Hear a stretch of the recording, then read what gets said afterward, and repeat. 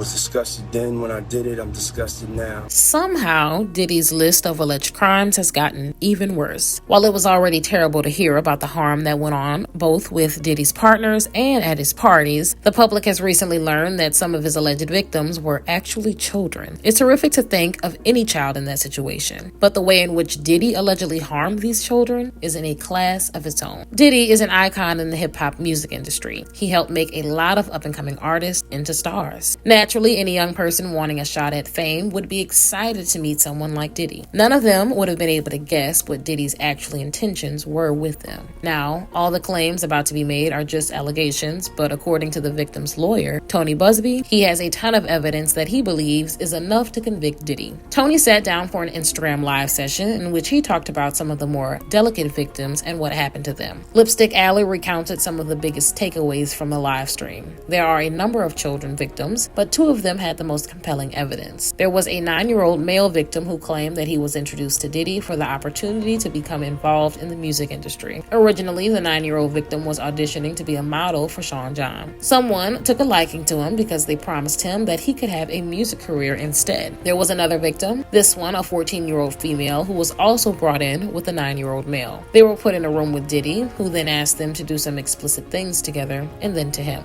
Neither of them was fully sober during the acts, as Diddy had supposedly given them a drink that was laced with horse tranquilizer. After the session with Diddy, they both went to the hospital to have their blood tested. Doctors at the hospital discovered that both had a popular horse tranquilizer in their system. Now, a lot of people asked Tony why the hospital didn't report this oddity. That's a good question, since any humane doctor would want to know how something like that had gotten into a minor. Not to mention, the two were injured in other areas too. Tony said that doctors and hospital employees did report the tranquilizer, but there was never any action taken afterward. He said that the employees and doctors are being investigated. He also added that certain banks were being investigated too, because he believed there might have been payoffs that were made. Some banks have also tried to disguise certain payments as something else. So basically, Tony believed that there was some sort of ring going on there. The cycle goes something like this. Diddy harms a victim, the victim goes to the hospital and gets checked out. Then the doctors somewhat do their job by reporting what they found, but because Diddy is using a bank to pay those doctors or hospital employees off, nothing is actually done to provide the victim with justice. Now, these aren't the only two minor victims who have made claims against Diddy. Tony explained that these are just the two with the most concrete evidence so far that will hold up in court. He has the medical records that show the two had horse tranquilizers in their system. Now, some fans wondered if this might be a cash grab. After all, it's horrific to think that someone could actually put children through that sort of trauma. Tony said that the victims were filing criminal charges instead of civil charges. While they could file for civil charges later, the victims are primarily interested in criminal justice instead of compensation. So basically, the victims want Diddy to spend time in jail for what he did to them. Now, Tony wasn't done dropping bombshells. During his live stream, he also said that Diddy would pass around some of his minor victims to other people. So there are other people that Tony is looking at filing charges against. In all, there are over 3,000 victims who have sent Tony evidence of some sort of harm that they witnessed or were victims of. Of that 3,000, he was able to pick out 120 with enough credible evidence that he felt comfortable moving forward with. That said, Tony firmly stated that he wanted justice for everyone Diddy had wronged. Tony later spoke with Fox 5, a local news station, about some of the other victims, including a few other children, and some of the stories are just really heartbreaking and terrifying. Tony said that a lot of victims who claimed that Diddy had harmed them had the same or similar substance in their system. It's called xylazine, and it's a horse tranquilizer, simply known as Trank. He explained that in most cases, before someone was able to enter a party or have private access to Diddy, they had to drink something. That drink was laced with xylazine. He then talked about a 9-year-old victim who may or may not be the same victim described earlier. This victim was auditioning for Bad Boys Records along with other young boys. The victim claimed that he was harmed by Diddy and then others in the studio. In return, he was going to get a record deal. Obviously, that never happened. A 15-year-old male victim had the same experience. He was told that Diddy was going to make him a star, but he needed to speak with him away from his parents first. His parents, not knowing any better, agreed to the private meeting. Once alone with Diddy, he was allegedly asked to perform acts on Diddy. Another 15-year-old female said that she was flown out to attend one of Diddy's parties. Once she got there, she was given substances and taken to his bedroom. Diddy and a number of other individuals then harmed her. Another victim, who was 22 years old at the time, said that Diddy and some other guys picked her up from the airport in a black SUV. She was given something to drink on the drive, bath, and then she blacked out. The next thing she remembered was waking up in Diddy's bed and feeling a lot of pain. Someone then took her to the hospital without her underwear or any shoes on. Was it the same hospital that may or may not be on Diddy's payroll? Diddy even allegedly got his hands on a pregnant victim. She claimed that she was attending a dinner party at Diddy's mansion. She didn't accept any adult drinks since she was pregnant, but she did have some other drinks. She claimed that the drink must have been laced because she later woke up in a bed with Diddy without remembering how she even got there. The damage done to her was so bad that certain parts of her were even torn. While there were plenty of other similar cases, Tony said that one story really haunted him. It was another very young man who said that he had dreams of making it big in the music industry. Much like many others, the victim was trying to get a record deal. The victim told Tony that if Diddy hadn't been in power, he felt like he could have been something great. However, because of what Diddy had done to him, he quit the industry. He was so hurt and traumatized by what had happened that he gave up on his dream altogether. Tony said there was a clear pattern with these testimonies, and since none of the victims knew each other, it painted a pretty stark picture for Diddy. His method was always the same: invite someone to a party or to discuss a record deal, give them substances, and then take advantage of them. Naturally, Diddy has denied all of these allegations, but considering that Tony moved forward with these victims, specifically because he believed that they had compelling evidence, it's going to be interesting to see how Diddy's lawyers defend him. The victims have also chosen to use pseudonyms to ensure that their identities are protected. That's a smart move, because if Diddy is half as dangerous as these allegations make him out to be, those victims may need to be moved into witness protection. One thing is for sure, when Diddy's trial eventually begins, there are likely going to be even more horrific details coming out. But in the meantime, what do you guys think about all this? Do you think these allegations are true? Who else do you think might be involved in these crimes? Let me know in the comments below.